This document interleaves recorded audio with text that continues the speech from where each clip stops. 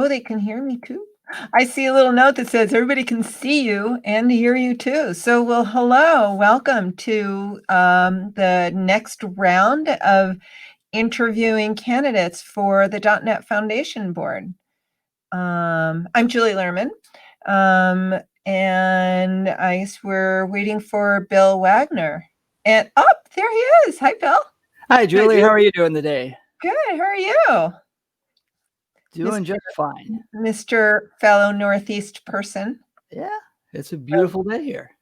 So I live in Vermont, which is in the northeast of the U.S., and Bill lives in Maine, which is further in the northeast of the U.S., surrounded by Canada on one side and water on the other, I guess. And then more Canada. And then more Canada. Mm-hmm. Yeah. So, well, that's only one little thing about you. I think we should maybe start out with just a fun question before I really get into the hard stuff. So I'm going to ask you, if you had to choose between having either of these two superpowers, which do you think you would choose? Being invisible or flying? I got to go with flying, and both for a positive and a negative reason.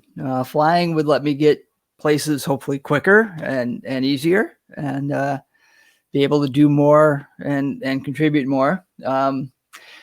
Being invisible is kind of like, sitting there and sort of eavesdropping on people, and I'm not into trying to catch the private conversations that aren't mine and so on. I'd much rather communicate in the open and hear what people have to say and contribute that way. So I'm definitely going to go with flying. So in order to be transparent, you do not want to be transparent. That's probably a good way to put it. I like that. Yes, and I also think as a fellow person who speaks at a lot of conferences right now that we can't go to, it would be nice to be able to fly. It would. Right, without having to use fuel. Wouldn't that be cool? Yeah, it would. So, all right, but now it's time to get into the .NET Foundation board questions. And the first and most obvious one I think I could ask is, why, Bill Wagner, are you running for the .NET Foundation board? Well, I have been involved with the foundation in different ways, more or less since it started. First time with Beth Massey about it at an MVP summit when they were first announcing that they were working to put together the bylaws and what should it be. And even before that, I was noticing recently there was the 20th anniversary of when .NET got first announced at a PDC. And I have been part of that ecosystem from that time on. I'm writing a fundamentals column for C#, doing a lot of development in C#, teaching other developers how to use .NET and use C#. And, through the years with the MVP and RD programs, contributing that way. And then as the foundation got going, doing a little bit more contributing there, as it became more open, before joining Microsoft, really trying to lend my voice from the community. And then after joining Microsoft, still really listening to the community and trying to amplify their voice inside in terms of what's going on. So, and I'm really excited about seeing the things that .NET has become as it is more open.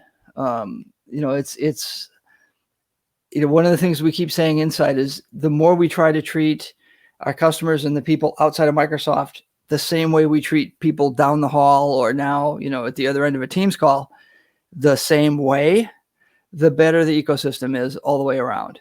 And we certainly don't do that yet. We're still learning and we're still growing. And I think from the perspective that I've had, I think that's a good way for me to contribute and help that journey along. So you are familiar with the .NET Foundation prior to its inception. Have you been involved with it since, and at what capacity? Sure. So I was one of the first people on the .NET Foundation Advisory Council, which is a small committee of people that works closely with the executive director. And the first one I worked with was Martin Woodward, and then John, and now Claire. And the advisory council does a few different things. We are primarily people who talk about, how would this affect community as different ideas get brought forth. And I'm going to interrupt myself and say, I see the mail truck coming and my dog is probably going to go nuts in about 30 seconds. I know your dog. Yes. But, so working that way and doing those kinds of things with the advisory council. The specific things that we work on is different members of the advisory council help mentor people who are project leaders who want to bring a project into the foundation. What does that mean in terms of getting contributor license agreement in place, in terms of the code of conduct, and talking through how we're going to enforce that, making sure we have more than one maintainer, somebody who, someone else who wants to do this. That doesn't stop a project, but we just want to know that there's at least, somebody else has the keys if you're going to be gone, right? Because we know people may say, I just don't want to do this anymore. And we want to have that, at least some ideas of how that would happen. And doing some of that work to try to help project leaders bring a project into the foundation and then provide the services once it's there, in terms of the kinds of things that the foundation can do for projects and for project leaders. And then different things that have happened in the community. We also try to really do what we can to make the .NET ecosystem as inclusive as it can be.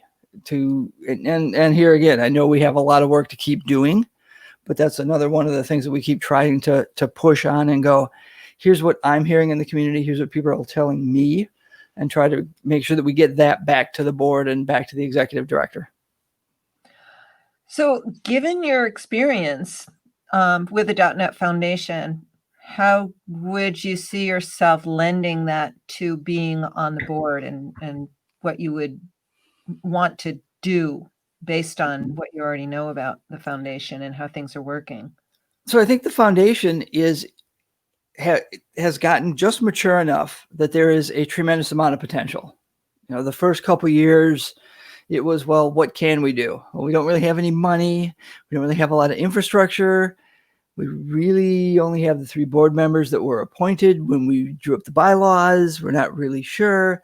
And then we kind of slowly, under Martin, really got to the point where it was an organization and we kind of had some plans. And then, John did some things there where he really helped push toward a more membership driven model. And, that was one of the things that we did, really talking through why should someone give money to the foundation?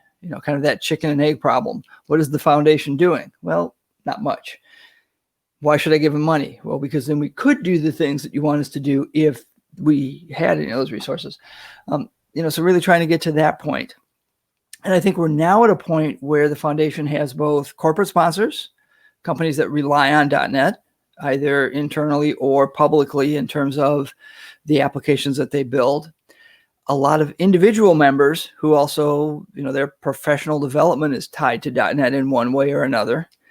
And that gives us a lot of voices to really amplify and really make a much stronger ecosystem, rather than being just Microsoft telling everyone what happens.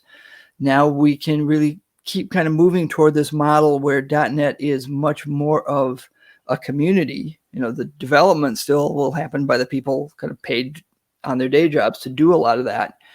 But a lot of the direction of where the platform is going and how much more we leverage third-party components or open source components gets to be a big thing. I think one of the areas specifically we're really looking at is how do we effectively incorporate open source libraries into the .NET product releases, right? So how can something, we've done it. There's some things that ASP.NET uses, and hopefully we can do that better. Hopefully we can do that in a way that really supports those project maintainers and really gives them the kind of voice that they want in the platform as well. And I think those kinds of things are a lot of what we want to do next. And then the final one is, for historical reasons, .NET has a reputation of being very enterprisey, for one, that we need to lose. And for historical reasons, it is still maybe not overwhelmingly, but still too much of the percentage is a bunch of middle-aged white guys. And we need to make sure that it really is inclusive and that anyone who wants to start learning feels welcome. Mm-hmm. You know, and I think that's a big key to growing the ecosystem and making .NET a great thing in the future. You know, one of the things that I did before joining Microsoft was teaching .NET boot camps in Detroit for a lot of people who are looking to make career changes. And, you know, Detroit is a majority African-American city. So a lot of the students, the majority of my students were from that community, and African-Americans or other minorities in America. And it's really great to see somebody change their career and get to a new spot and really grow from there. And I think we need to keep doing that and keep making that possible for more and more people by making our behavior such that they feel welcome. Hear, hear. Got just another minute, so I would like to ask you to talk a little bit about some of the other contributions that you've made to the .NET community. So we talked a lot about what I did on the advisory council. My day job right now is writing the docs for C# primarily and touching other areas in the .NET ecosystem as well. And that puts me very active in the community, contributing and listening to customers on our GitHub repos, specifically about C# or about the docs. Again, I've spoken at a number of conferences. I think we've seen each other more in other cities than anywhere near where we live. And, you know, Can you give a little shout out to the Humanitarian Toolbox project? We can do that. Just Humanitarian Toolbox. Running out of time, but I just want to make sure you bring that up. I will bring that one up real briefly. We are a 501c3 charity in America, and we help build and enlist or get volunteers to help us build software for disaster relief organizations. So probably the most timely thing going on right now is you're going to start seeing some things light up for a project that is for disaster preparedness, working with some people in the Northwest US. And we want to build that. It's specifically for earthquakes, but we want to build it in such a way that it's could be for any time when you're going to be, say, locked in your own space for a few weeks. And, you know, who knows why that might happen. But to keep things ready that way. And that brings in a lot of people and hopefully gives a lot of people a chance to contribute software for good. That's great. Thanks so much, Bill. Thank you, Julie. Yeah, thanks for taking the time to do this. Thanks for, you know, putting yourself out there for the board seat, because I also know, you know, on top of your job, you know, anybody who's going to be on the board, it's a good time commitment too. So thanks a lot for considering it. As that is true for everyone else who's considering. I think it's a great slate of candidates. All right. Now we take a little break, and then we're going to be talking to Dennie Declercq in Belgium, and I'm looking forward to that.